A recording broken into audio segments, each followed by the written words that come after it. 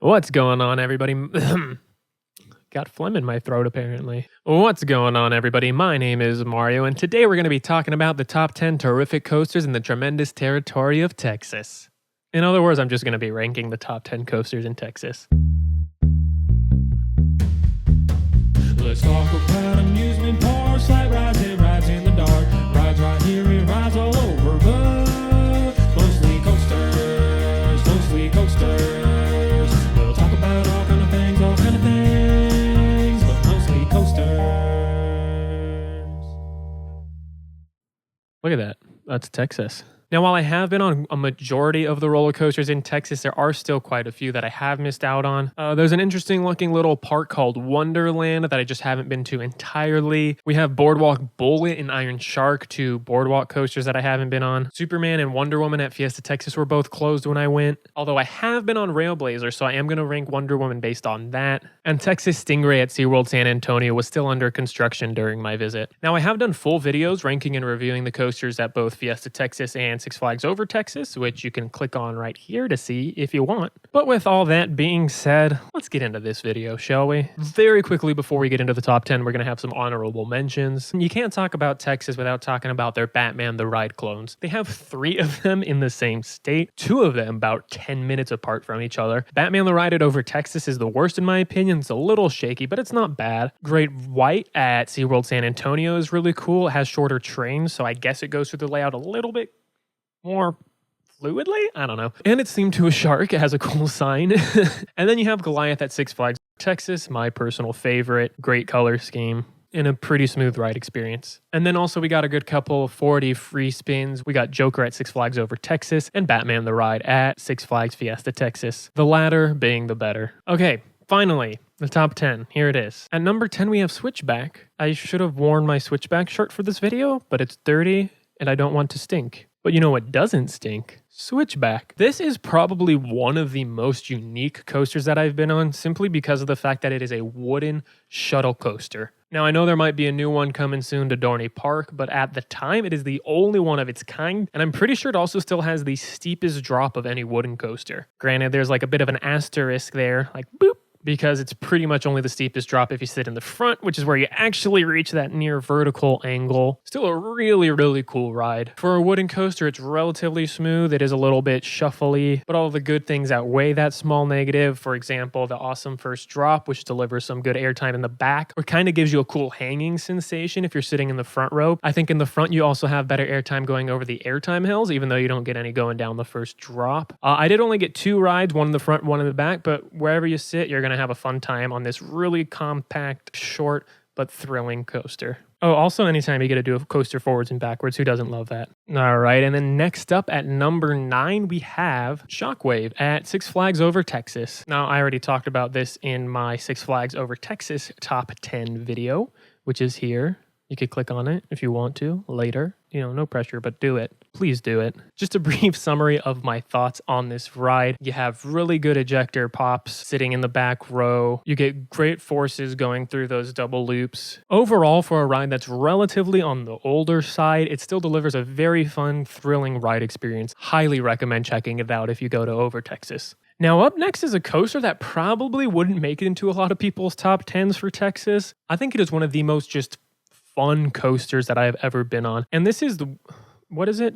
I don't know what the official name, I would just call it Wavebreaker. And this is Wavebreaker, the rescue coaster at SeaWorld San Antonio. Why is this ride so fun, you might ask? It just is. Is it primarily just a bunch of turns? Yes. Is it still really fun? Yes. The turns are also kind of whippy for the seating style that you have. It's almost similar to like those motorbike coasters, but kind of not really. The seats feel incredibly open. You just have a small lap bore, you know, put just a bore on your lap, you know what I'm saying? You have a small lap bar, nothing on the sides of you, very limited stuff in front. Speaking of the front, a front row ride on this coaster feels so awesome. It has parts that go over the lake, and it does feel like you're like very, very smoothly jet skiing, you know, switching back and forth. The launches themselves are not that forceful, but the fact that it has 2 of them is really, really cool. And you can just ride this coaster again and again and again and again, which we did. One of the most free rideable, one of the most fun coasters I've been ridden on. Next up is a coaster that if you've watched any of my videos, you know that I like quite a bit. And this is Poltergeist at Six Flags Fiesta, Texas. Again, just a brief recap.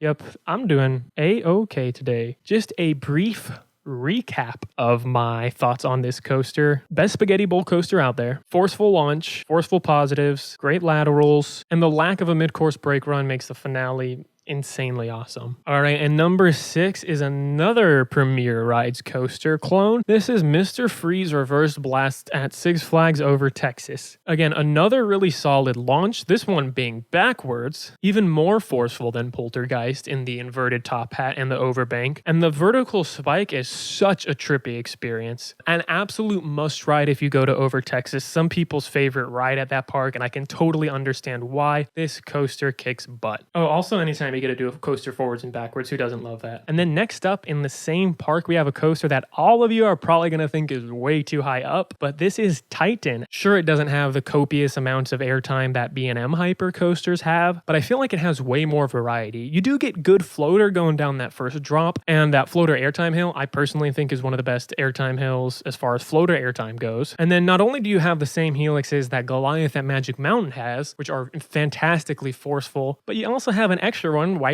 You also have an extra run. You also have an extra one right before the mid-course brake run. And that extra helix has insane head choppers that fly over your head. Absolutely wonderful. I love this ride. All right, and at number 4, heading back down south at SeaWorld San Antonio, we have Steel Eel. And this is personally one of my favorite hyper-style coasters out there. As far as floater airtime, I personally do not think any coaster does it better than this.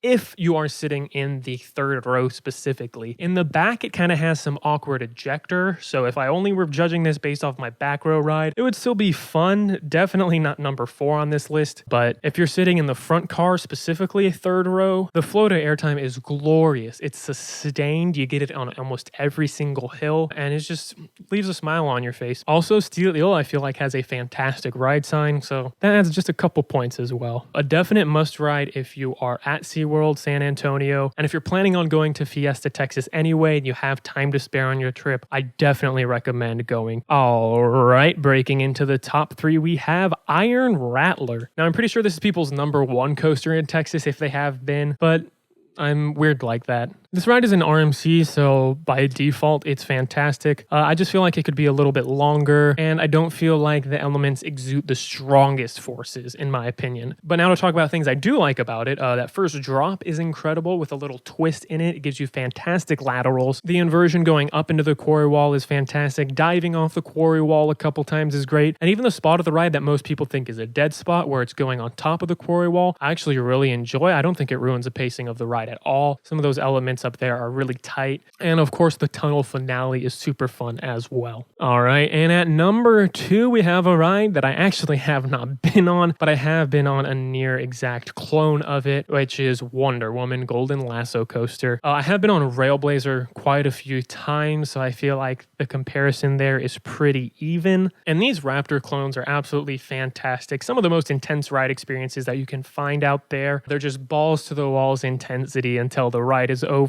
The only criticism I have is that they're a little bit on the shorter side, whereas I prefer longer rides, so that's the only reason it is not higher up than it is. But you know, it is a long ride. Number 1 on this list, New Texas Giant. Now, all I've ever heard about New Texas Giant before going on it is that it was one of the weaker RMCs, and after my first ride on it, being in the front row, beginning of the day, I kind of agreed with that. But the thing is with bigger RMCs is they warm up throughout the day, so in the morning, they are crawling compared to what they're capable of. Back row New Texas Giant, when it's going fast, delivers some fantastic airtime. It's not all ejector, but I feel like there's a very solid mix and a very good variety of floater, ejector, and everything in between, which kind of just leaves you guessing throughout the ride course as to what you're gonna get. Not to mention those overbanks aren't really found on too many other RMCs, which provide some really interesting laterals mixed with ejector. And this ride, similar to Iron Rattler, has some awesome looking Gerstlauer trains, and I prefer these Gerstlauer trains to the RMC Maid Train just because of the way the restraints sit on your thighs as opposed to sort of your hip area. I feel like they're less restrictive, allow you to come out of your seat a little bit more.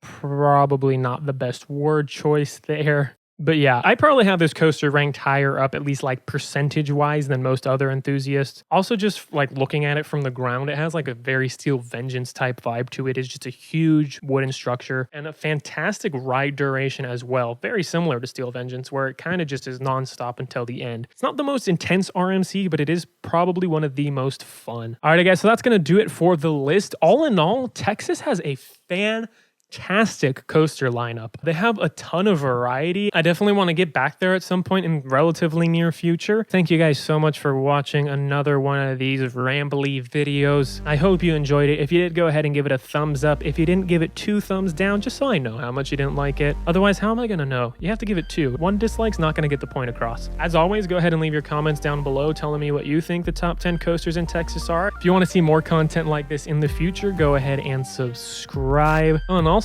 if you want to not miss any videos, go ahead and dingy that bell. With all that being said, this is the end of the video.